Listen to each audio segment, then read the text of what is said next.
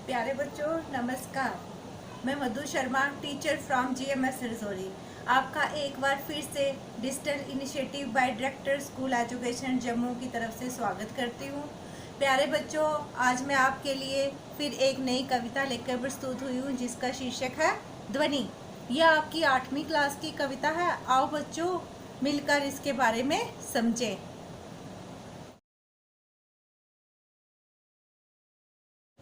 बच्चों, इस कविता के जो रचयिता हैं वो कौन है? सूर्यकांत त्रिपाठी निराला जी हैं।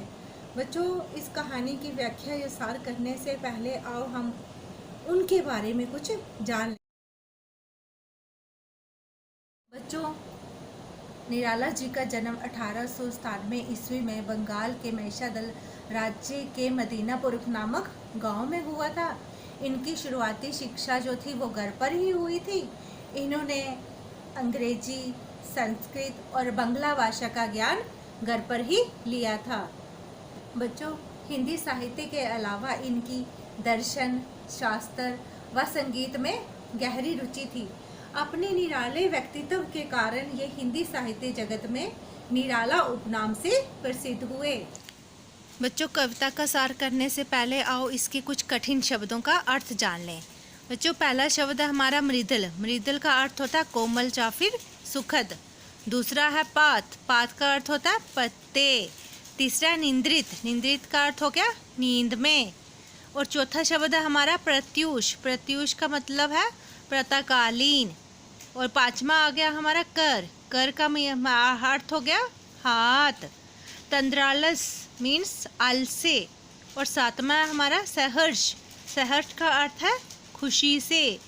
और बच्चों, हमारा 8वां शब्द है अनंत। अनंत जिसका अर्थ होता है जिसका अंत ना हो। कविता का सार इस प्रकार से है। कवि कहते हैं कि अभी मेरा अंत नहीं होने वाला, क्योंकि आलोचक कह रहे थे कि निराला जी की कवि साहित्य का अंत होने वाला है। तो कवि ने इस कविता के माध्यम से उनको करारा जवाब दिया है। अभी तो उसके जीवन का आरंभ ही हुआ है। अभी तो उसके जीवन में बसंत की बहार आई है। निंद्रा मगन युवा पीढ़ी को आशा का संदेश देकर वह जागृत करेगा। एक एक फूल अर्थात हर युवक से आलस को दूर भगा देगा। पहला पैरा है, अभी न होगा मेरा अंत, अभी अभी ही तो आया है मेरे मन में मृदुल बसंत, अभी न होगा मेरा अंत। हरे हरे ये पात डालियां कलियां कोमल गात, मैं ही अपना सपन मृदुल कर फेरूंगा निंद्रित कलियों पर, जगा एक प्रत्यूष मनोहर। प्रसंग बच्चों, प्रस्तुत पंक्तियां सूर्यकांत त्रिपाठी निराला द्वारा रचित कविता ध्वनि से ली गई हैं। इसमें कवि अपने कवि जीवन के उत्कर्ष का वर्णन किया है। व्याख्या इस प्रकार है।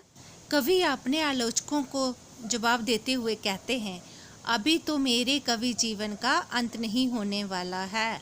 अभी अभी तो मेरे जीवन में बसंत की बहार आई है। मेरे कवि जीवन का अभी तो उत्कर्ष हुआ है। भाव ये है कि जो युवक नींद में खोए हैं उनको प्रेरित कर उनमें नए उत्कर्ष के स्वप्न जगा देगा।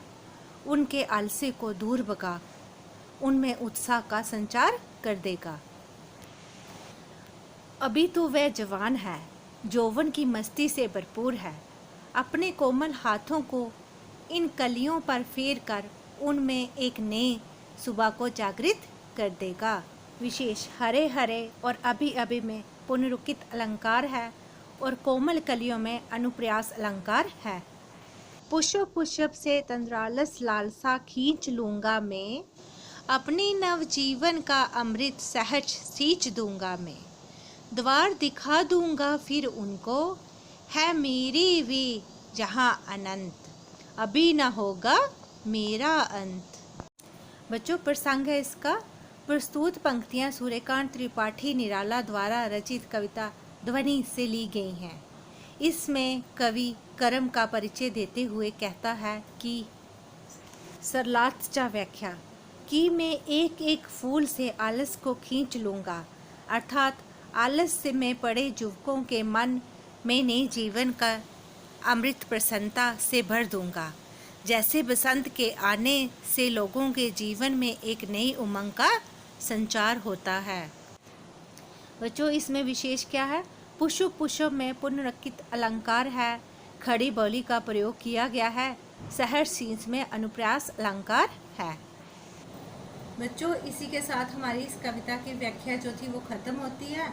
आपने देखा कि इस कविता में कवि क्या कहना चाह रहा है। इस कविता में कवि कह रहा है कि हमें अपने जीवन की जो छोटी छोटी असफलताएं होती है ना, उनसे निराश होने की जरूरत नहीं है। हमें निरंतर आगे बढ़ते रहना चाहिए। तो बच्चों, इसी के दूसरे भाग में हम आपसे फिर मुलाकात करेंगे, जिसमें हम प्रश्नोत्तर लेके आएंगे। तब तक आप सबको जय हिंद, जय भारत।